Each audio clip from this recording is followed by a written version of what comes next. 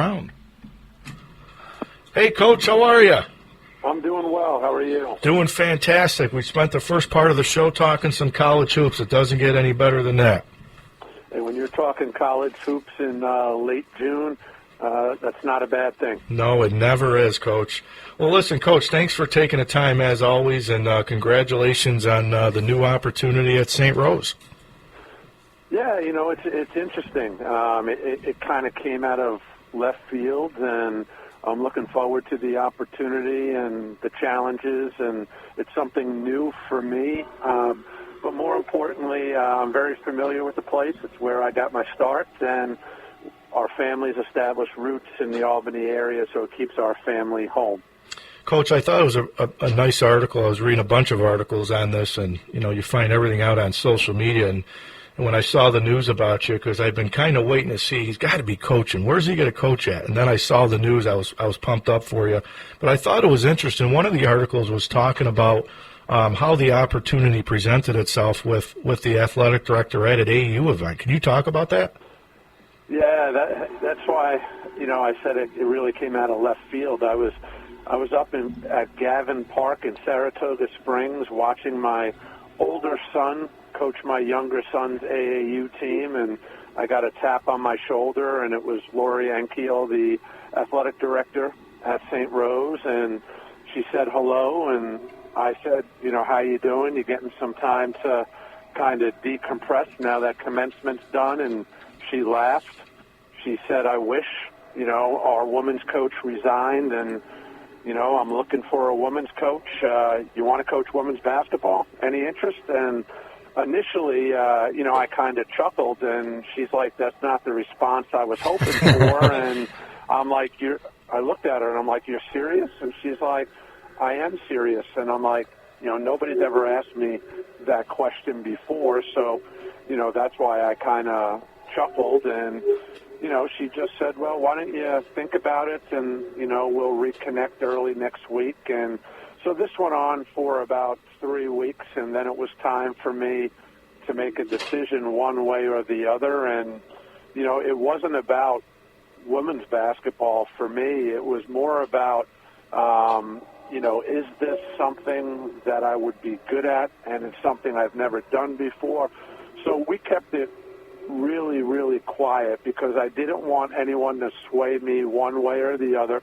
I wanted to do some research, do my homework, and, really think this through. And, the gentleman that hired me at the University at Albany, Lee McElroy, who's retiring in another couple of days from being the AD at RPI, he's on the board at St. Rose. So, he had told me, what, do it. Worry about everything else later. And my wife looked at me. She goes, why don't you do it? It'll be fun. It'll be new. You adapt. You adjust just like you do with any coaching job. And, so I made the decision to do it. So I'm looking forward to it. And, it's been a whirlwind in the last 24 to 48 hours. So just trying to figure it all out. And, Coach, we were talking about before the show because, both coaches in here are basketball coaches, and I was trying to ask them the question is, going from coaching the men's game to the women's game, a lot of coaches will say, well, basketball is basketball, but there are some differences. Well, what do you think is going to be the biggest adjustment for you? Well, like I said, I kind of, I always, everything's calculated with me. So, I do my research. The feedback that I've gotten is, the men's game is played above the rim. The women's game is played below the rim. But as far as personalities and all of that, I was told that on the women's side, they really want to appease the coach. They're going to work really hard. They're going to really try to execute. There's less breaking off plays and less one-on-one and individual play. Now, there's different types of challenges in regards to how you can coach men and how you can coach women. I get all of that. So for me, it's really going to be about learning on the fly, learning from my mistakes.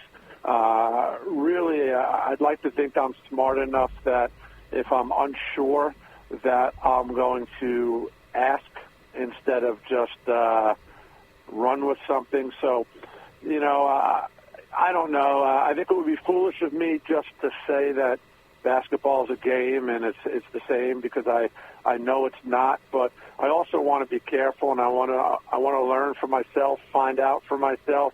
But I also have tremendous resources around me that have coached both, and those are some people that I'm going to lean on. And the College of St. Rose is unique. There's two strong female leaders at the college in Lori Ankiel, the director of athletics, and the president, Marcia White. And I spent a lot of time talking to both of them before I took this position, and they're going to be two very valuable resources for me to bounce things off of on a daily basis.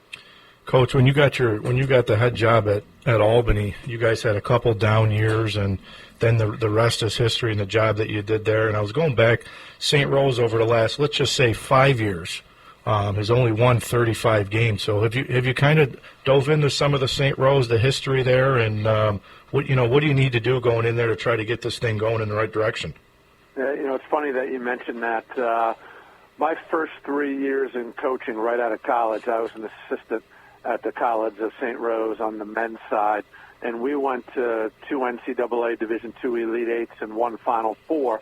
And what a lot of people don't know or forget is during that same 3-year time frame, the women were 88-7, 58-2 in league play, and 2 of those 3 years they were 20-0 in league play. So there is history and tradition on the women's side there. It's been a while, and times have changed, resources have changed, so it would be foolish of me to think, hey, we're going to go back to 1996 or 97 and, we're going to get rolling like that again. But with that being said, because of my familiarity with the programs back then, I do think that we can elevate the program, elevate it quickly.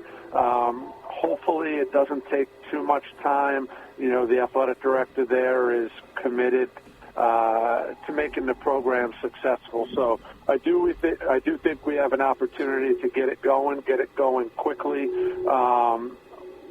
What type of level we can get it to, who knows? But I'm going to set the expectations and the bar very high, and I made that clear before I decided to take the job. And we're gonna have some fun with it. You know how it is, regardless of your experience or as a coach or how good you think you are as a coach in regards to X's and O's or motivating. If you don't have players, none of it matters. So I think right now what I'm trying to do is try to find 2 or 3 players at this late of a date that I can add that can impact the program. And if I can't find the right players, then I'll just try to load up in our 2024 class and, do what I can, this upcoming year with what we have. But the transfer portal, as you know, has turned the college basketball world upside down on the men's side and the women's side. So there are some talented players available in the portal. What I have to do is make sure I find out why some of them are still available this late in the game, do my research, but I do know there's players out there that can help our program right now. Yeah, Coach, and talking about players, I know Section 2 is always a strong area for recruiting out that way, but I was reading another article where somebody had mentioned you'd already had some contact with somebody from Australia, and right away I went back to 1-year-old teams, and Peter Hooley, who was one of my favorite players that you coached, does that help you out with some of the relationships that you had in the past to recruit overseas? Yeah, there's a lot of crossover on the men's and women's side, and Australia outside of the United States, Australia on the women's side, it's the second best country in the world for women's basketball. So I have already reached out to some people that I've connected with through the men's game over there. And you mentioned Peter Hooley. Peter helped us go to 3 NCAA tournaments in a row in 13, 14, and 15. And Peter and Sam Rowley, another Australian, started on those teams. And, the one thing I learned about the Aussies, they're hungry, they're hardworking, they value an education. and they're pretty good at basketball. So Section 2 will be a priority on the women's side. It's really strong. And then internationally, there's a lot of female players that want to come over here. So not just Australia. I'm starting to develop some contacts and relationships all over the world through the coaches that I know on the women's side. So, and then you can't forget about the transfer portal. So we're really going to try to attack Section 2, the international recruiting landscape, and then the transfer portal as well. Coach, this is Coach Baggs. I know you've always watched a lot of basketball. Is there a big transition for you now to start watching more of the women's game? I mean, obviously you got to start recruiting the women for your program, but have you always watched the women's game and paid attention to the women's game as well? At the college level, I have. I have a great appreciation for good basketball and good coaching. So when there's women's college games on TV, I watch. The way I handle the WNBA is kind of similar to how I handle the NBA. I really just watch the fourth quarter during the regular season because there's so many games. It's worse on the men's side. In the regular season, they really don't start playing until the fourth quarter, in my opinion. But once it gets to the playoffs, I'll watch the professional game. But I'm a fan of the game. I'm a fan of good coaches. And, with the research that I've done, it seems that on the women's side, especially offensively, there's a lot more ball movement and player movement and a lot less isolation-type basketball. And, Coach, speaking of the NBA, the NBA draft just came up. I saw you had a couple of players or a player that was drafted that you coached before. And then what are your thoughts on the this year's class? Jason Sigger is a former player of mine who helped us get to the NCAA tournament. He's from Texas. His son, Keontae George, was, I believe, the 15th pick in the first round with the Utah Jazz. He spent 1 year playing at Baylor. And so I was really happy for Jason, Keontae, and the family. What's so surprising to me with the NBA draft is it seems that there's so little value on college success. It's really shifted towards the young player who did not play college or maybe spent 1 year at college. When I watch the draft and I see Sanogo, Sheboy, and Timmy, none of them get drafted. I just shake my head. I know that the game has changed. Everybody's playing small ball, and the only true centers that are playing are really the dominant center or a once-in-a-lifetime type center like a Nikola Jokic. I still think there's room, in my opinion, for guys like look at Sheboy. He's like a Dennis Rodman in my opinion. The guy's a rebounding machine. Timmy has done nothing but impact winning over the years, and Sanogo's won a national title. I think all three of them will end up in the NBA, and it's probably best nowadays if you don't get picked in the first round not to get picked at all. So now you can kind of evaluate rosters and go where there's really a potential need. I'm just not a big fan. As talented as these young kids are, I'm just a big believer in the college game, the maturity piece, the experience piece, and I do think there's value for college players. And I said this, I think I sent the tweet out like a day before the draft.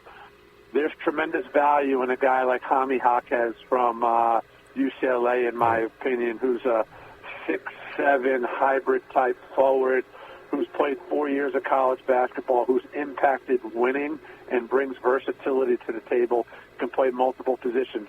That guy is going to help some NBA team be really successful. I forget who drafted him. He went late in the first round, but he's going to help that organization win and win now. Coach, they always say happy wife, happy life. How excited is your wife, who's a St. Rose grad, for you to go back?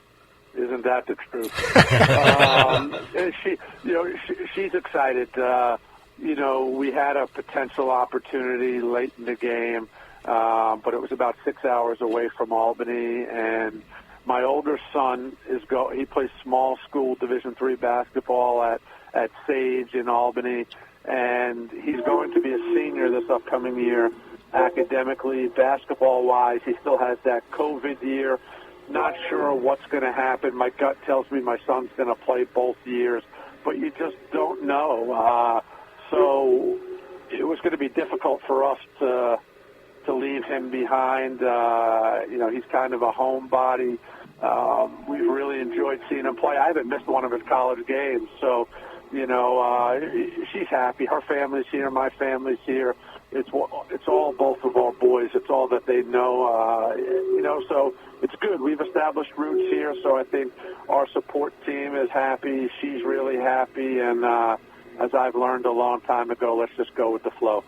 Well, Coach, we're happy for you. We love having you on. You know that. It's been 8 years you've been on with us, so I know now we'll be following St. Rose, and I know we'll be doing it again during hoop season, so we appreciate you. Well, I appreciate your guys, your interest in what I'm doing. Keep doing the great work, and if I can ever help moving forward, you guys know how to get a hold of me, and I love the show, and I love coming on the show, and, hope you guys can, enjoy the summer here as it flies by. Well, Coach, the most important thing is the Twitter going to remain strong? Because you have one of the best Twitter handles with stories on basketball and the hoops picture of the day. So that's good stuff. You got to keep that going, right? Well, what's funny? I've had a couple of people reach out to me and say, hey, Coach, make sure that you stay on top of your Twitter game. So, all right. We'll have some fun with that, and as you get older, you gotta keep everything light and fun, and that's a way to do it. Well, Coach, we appreciate it, Coach. Take care, and we'll talk again soon. Sounds good. Thanks for having me on the show, guys. You got it. Good luck to you. Yeah, he's great, though. Great.